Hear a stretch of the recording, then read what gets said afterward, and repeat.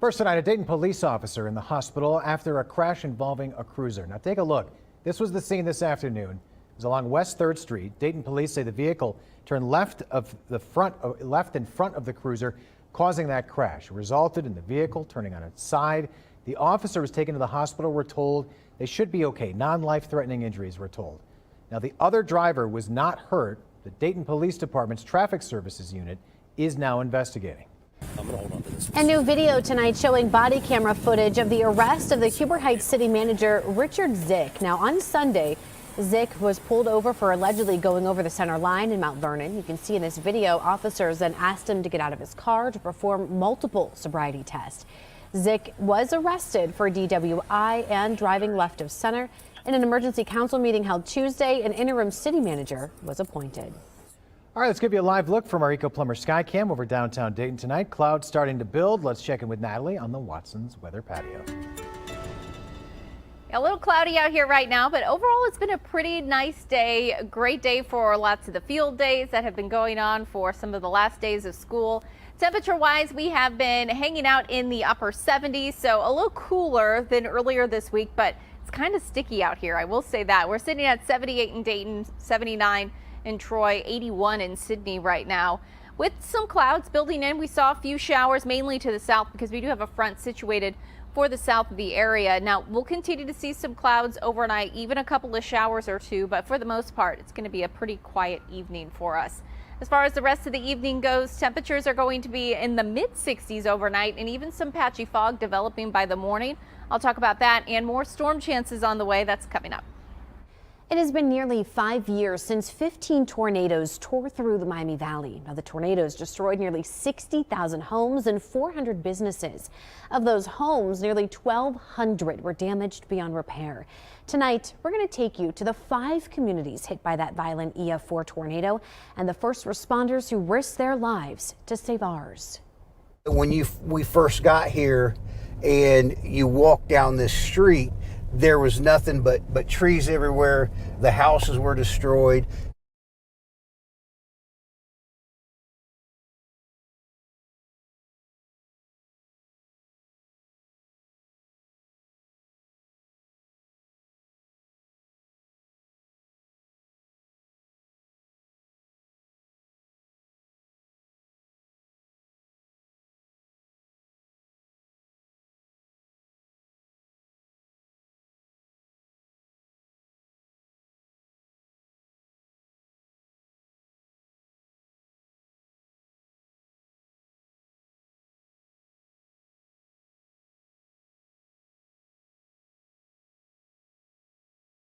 At Dayton247now.com, you can find this story and others like it under the Dayton Business Journal news heading and under the news tab. All right, we want to stay in our area. Brand new information after a double homicide involving a young pregnant mom and a 16-year-old boy in Dayton yesterday morning. Police now actively searching for the suspect, Nicole Cunningham Jr.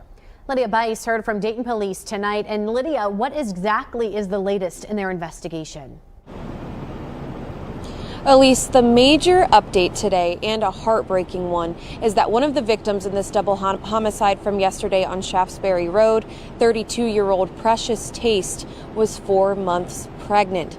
She also leaves behind twin 4-year-olds. Now, police also told us today that the suspect in this case is the father of those children. His name is Nicole Cunningham Jr., and he goes by Nico. So he is still on the loose. And the Dayton Police Department told us today that if you see him, do not approach him by any means whatsoever.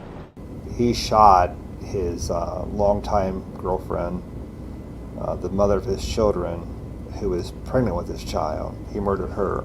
So if he will do that, he will murder anybody. And so I know we learned today that Cunningham Jr. also has an extensive criminal history. That's right. He has a very lengthy criminal history, including charges such as weapon violations, having weapons under disability, felonious assault, child endangerment, abduction, and more. Not to mention, he was on parole at the time of this double homicide yesterday for stabbing the victim Precious Taste 2 years ago, back in 2022. Now, DPD even told us today that at one point in his criminal history, he actually confronted police with a gun in his hand. So head over to Fox 45 at 6:30, where Major Johns with the Dayton Police Department explains some resources that are out there for domestic violence victims similar to this case. Back to you. Lydia, thanks. Cleanup efforts underway after a deadly EF3 tornado ripped through Iowa. How state leaders there are reacting to the damage. Wright State Baseball hosting another Horizon League tournament. How the Raiders started the 2024 tourney on a positive note this afternoon.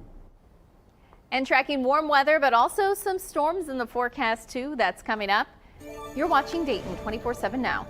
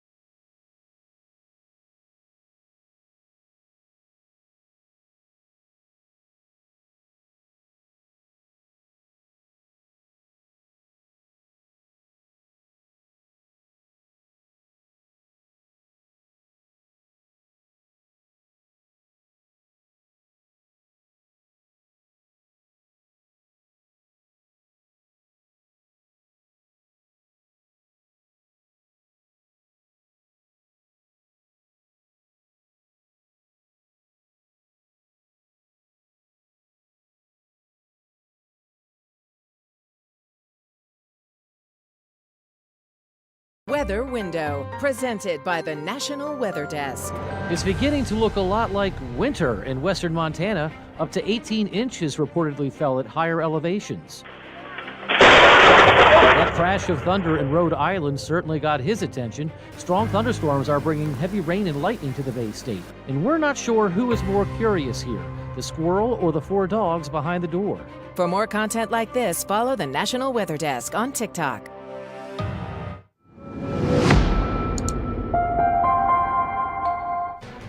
We're following breaking news out of the State House tonight. In just the last hour, Governor Mike DeWine called a rare special session of the General Assembly next Tuesday to pass legislation ensuring both major parties' presidential candidates can be on Ohio's presidential ballot this November. Now, if you remember, this comes after the Ohio Secretary of State, Frank LaRose, said President Joe Biden would not be on the state's 2024 election ballot because of the Democratic National Convention taking place after Ohio's deadline to certify candidates. Now, the governor says the Senate has passed several bills to remedy the situation, but the House has not done anything. So now he's stepping in. I have an obligation to take this action. This is called in the statute an extraordinary action. When we have the ridiculous situation that we have not taken action to deal with a problem, Ohio voters have the right to be able to make those choices. They will make choices. But if one of the major candidates is not on the ballot, that's a very sad thing. Governor DeWine also says he wants the House to take on the issue of prohibiting foreign nationals spending money in Ohio's ballot issues to try and influence voters. And horrific, that is the word Iowa Governor Kim Reynolds used to describe the devastation left in parts of her state from an EF3 tornado this week. Take a look. This is video of the devastation. Reynolds and dozens of first responders combed through Greenfield on Thursday and got a firsthand view of the wreckage left in the storm's wake. The Iowa State Patrol says the twister killed 4 people and injured at least 35 others. Now, some of the patients had to be moved to facilities in surrounding areas due to damage done to the city's hospital. Yeah, so we initially did a flyover so we could kind of get the scope and magnitude of what the impact was. But, you know, once you get on the ground, it's really overwhelming when you just see every home around you completely destroyed or sometimes completely gone, and talking to the few people that we talked to and hearing their stories of survival. And, you know, just by the grace of God, they were able to survive the storm passing over their home. Governor Reynolds says, though the damage is extensive, the amount of work being done in recovery efforts is beyond words. I could not believe the amount of debris that had already been removed, and just how it's just such coordinated effort by so many volunteers and just communities coming together to make it happen. I just kept saying, oh my gosh, you couldn't even see the homes yesterday. So still pretty devastating, and just really, really appreciate the administrator being on the ground and seeing firsthand what's taken place in Iowa. This tornado is so far the deadliest of 2024. Well, thankfully, much quieter here in the Miami Valley, at least for now. Things are going to change at least a little bit here. Yeah, we got some active weather in the forecast, few thunderstorms next couple of nights, and then Sunday is a day that we're also watching very closely for the potential for some severe storms. This is for tomorrow evening, tomorrow night, level 1 threat for severe storms. We'll watch a complex of storms approach the area late into the day tomorrow. That would bring the potential for perhaps some damaging wind gusts or some large hail, so we'll monitor that very closely. For right now, as front is situated to the south, this will continue to bring a shower chance through the rest of the evening. It's not until we head into late tomorrow we'll see our frontal system off to the west approach our area, bringing another chance for rain and storms. So heading into the overnight hours, some patchy fog developing by tomorrow afternoon, back into the mid 80s even. It's going to be a really warm day. Can't rule out a spot shower, but most of the day will be dry. It's tomorrow night, and then into early Saturday, we'll watch this complex of storms enter the area. Potentially could see some stronger storms with that. Saturday looking mainly quiet, but still a small rain and thunderstorm potential by our Saturday afternoon. But it's Sunday that we're tracking a greater risk for severe storms. I'll talk more about Sunday coming up. Good evening, I'm Matt Digby with a look at sports. The Cincinnati Reds with a Thursday afternoon game to close their series with the Padres. The home team trying to win a 3-game series for the first time in the month and get their season back on track after a month of May that's been very unkind to the team. Let's go to Great American Ballpark. Frankie Montas would start on the mound, but it will be a tough opening stretch. Top of the first, Manny Machado fly ball to right field. It will reach the wall, 2-run score. So the Padres are on the board first, up 2-0. Then at the bottom of the frame, Jamer Candelaria will place a base hit to right field himself. Jacob Hurtubise, no issue rounding third and putting the home team on the board. It makes it a 2-1 ball game. But the Padres get 2 more runs in the second. However, in the bottom of the frame, Hurtubise with his first major league RBI. Nick Martini scores, makes it a 4-2 game. Then skip to the 6th inning, same score, but a runner on for Martini. Deep fly ball to right center, his 4th home run of the year. That ties the game at 4 apiece, and this game will go to extra innings. Top of the 10th, Fernando Tatis Jr. with a line drive to left that stays fair. Padres go back in front. They would add another run, and Cincinnati unable to respond. Padres winning the game 6-4 and the series. Reds unable to rally despite Montas able to pitch 6 innings following his rocky individual start. I was just trying to go as long as I could. Obviously the day didn't start the way I wanted to start, you know, but I'm the type of guy every time I step on the mound, I'm at least trying to get a best chance to win or get back in the game. I knew if I hold it there as long as I could, like we hitting better. You know, we getting better. And Wright State baseball hosting the Horizon League tournament this week. The Raiders hosting Youngstown State this morning. 8 runs in the first inning, leading to a 12-2 win. And that puts Wright State in the winner's bracket final tomorrow against Northern Kentucky. The winner of that game moves to Saturday's championship round. The quick starts on offense have become a recent habit, and combined with the solid pitching from Jake Shirk, the Raiders feel they can keep up that level of play the remainder of the week. It was nice to have a good day. It's nice when the pitchers take a lot of pressures off the hitters and we're able to go in there and swing at pitches early and not have to worry about taking a pitch early in the count. Helps a lot as a hitter. Stay aggressive, but also swinging at good pitches where we can do a job and get a job done. To me, the story was Jake Shirk, man. He threw like 130 pitches and just competed his tail off and really helped our bullpen. Every game's important, right? Winner's bracket, loser's bracket. Every game's important, so we'll take it. Obviously, guys are recovered from today. Well, we have a couple of rounds of storms in the forecast over these next couple of days with a very low wind risk for severe storms, but we're tracking Sunday closely because we do have a strong area of low pressure that'll be making its way through the U.S., bringing a pretty potent risk for severe storms across the area, including right here in the Miami Valley. This would mainly be for our Sunday with severe storms possible, all modes, damaging winds, large hail, and there would be a tornado risk heading into our Sunday. Now, still lots to iron out here because it is several days away, but it is something that we're monitoring closely. So heading into the overnight hours, Saturday night, Sunday, we're going to be pretty quiet. We'll start out Sunday quiet, but this is indicating by Sunday afternoon, a line of storms approaching the area, bringing that severe risk to the region. So here's a look from the Storm Prediction Center. Has this right now under a 15% risk. This is the day 4 outlook. Heading into these next couple of days, we'll certainly have a better handle on this, but for right now, we'll want to stay weather aware for our Sunday. Well, get ready for a brand new adventure next time you go to Kings Island to look at the new and improved Camp Snoopy next. You're watching Dayton 24/7 now.